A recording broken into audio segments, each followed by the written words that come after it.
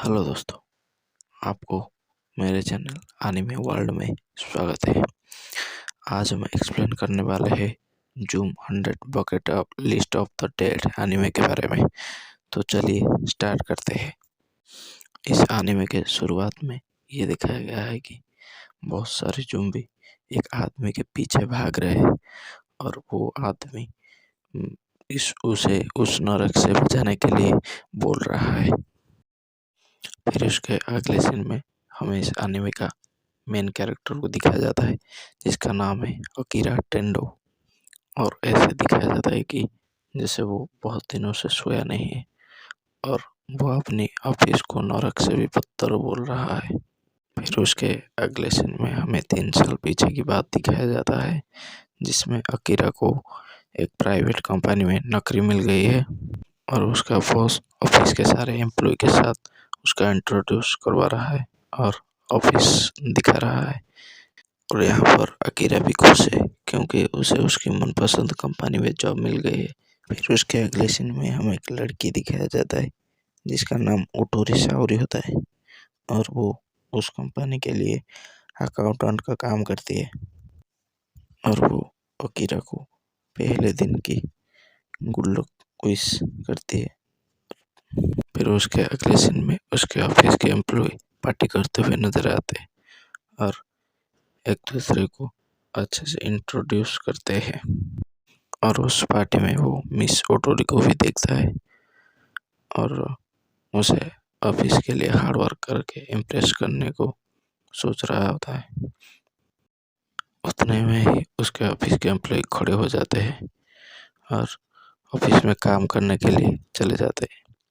रात को 2 बज रहे और उसके ऑफिस में काम हो रहा है। ये अकीरा कुछ समझ नहीं पा रहा है और वो वहाँ पर सो जाता है और सुबह उठ के फिर से वो अपनी काम करने लगता है। वो लगातार 2 दिन ऑफिस में काम करता रहा। उसे कुछ समझ नहीं आ रहा था क्या हो रहा है।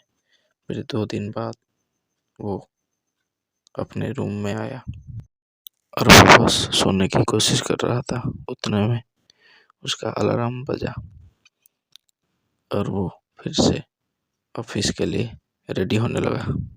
उसके अगले सीन में हमें एक और कैरेक्टर दिखाया जाता है जो कि उनका डिपार्टमेंट चीफ होता है और वो हमेशा गुस्सा में और चिड़चिड़े में रहता है और ऑफिस के सारे एम्प्लॉय के ऊपर उसका गुस्सा निकालता है।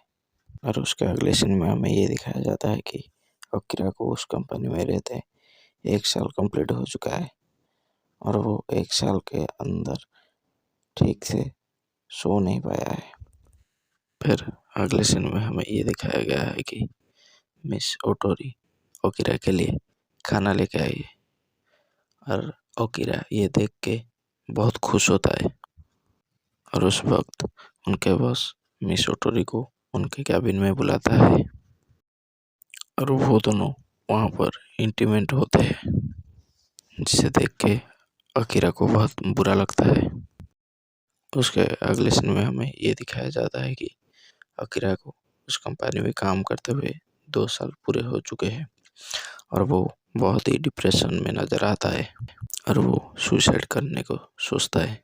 और यहाँ पर हमें पहले वाला सीन दिखाया जाता है जहाँ पर अकीरा खाना खा के सो जाता है और सुबह उठ के फिर से ऑफिस के लिए रेडी हो जाता है और ऑफिस चला जाता है और वो अपने रूम से बाहर निकलता है और डोर लॉक करता है। फिर उसकी नज़र एक लेटर पर जाता है जो कि उसके हाउस ओनर ने सेंड किया था, जो बाईसाइकिल का रेंट का था और वो उसे देने चला गया। और यहाँ से एनीमे शुरू होता है। उसके अगले सीन में हमें ये दिखाया जाता है कि उसका जो रूम ओनर था वो ज़ॉम्बी में कन्वर्ट हो चुका था और वो अपनी बीवी को खा रहा था। और ये देख के अकीरा बहुत डर जाता है और वहाँ से भागने लगता है और भाग के बाहर चला जाता है और वो देखता है बाहर भी लोग ज़ॉम्बी में कन्वर्ट हो चुके हैं और वो उसे कुछ समझ नहीं आ रहा था। वो बस भागे जा रहा था और वो भागते भागते दरवाजे से टकराया और वहाँ गिर गया। उसे कुछ समझ नहीं आ रहा था ये सब क्या हो रहा है। वो बस भागे जा रहा था और भागते भागते वो छत पे चला गया और वो देखा कि उसके शहर में हर कोई ज़ुम्बी में कन्वर्ट हो चुके थे। और ये सब देख के वो बहुत खुश होता है और ये सोचता है कि आज से उसे ऑफिस जाना नहीं पड़ेगा।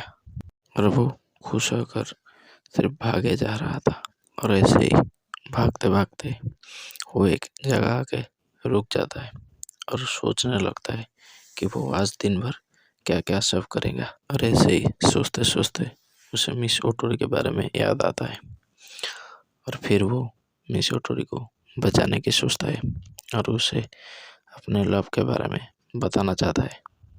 फिर वो अपनी साइकिल पे मिस ओटोरी के घर की तरफ निकल जाता है। फिर वो मिस ओटोरी के घर के सामने खड़े होकर उसके लव को कैसे बताएगा वो सोचने लगता है। फिर वो दरवाजे की बेल बजाता है। फिर वो देखता है कि दरवाज़ा पहले से ही खुला हुआ था और जैसे ही वो दरवाज़ा खुला उसने उसके बॉस को मिस ओटोरी के रूम में देखा जो कि पूरी तरह ज़ॉम्बी बन चुके थे। उसके बॉस को देख के अकीरा को बहुत गुस्सा आया और वो जॉब से रिजाइन दे दिया है कहने लगा।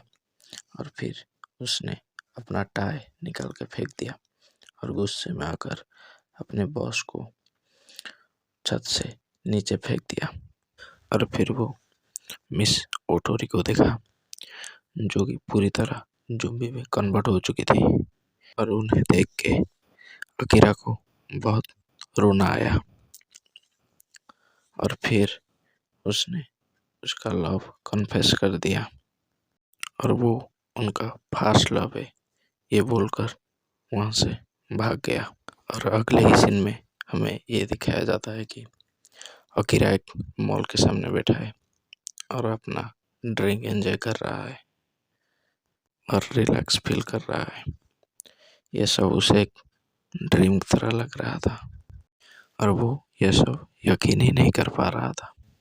और वो अपने मन में बड़बड़ाने लगा और ये बोल रहा था कि आज भी हम मर सकते थे और 60 साल बाद भी हम मर सकते थे।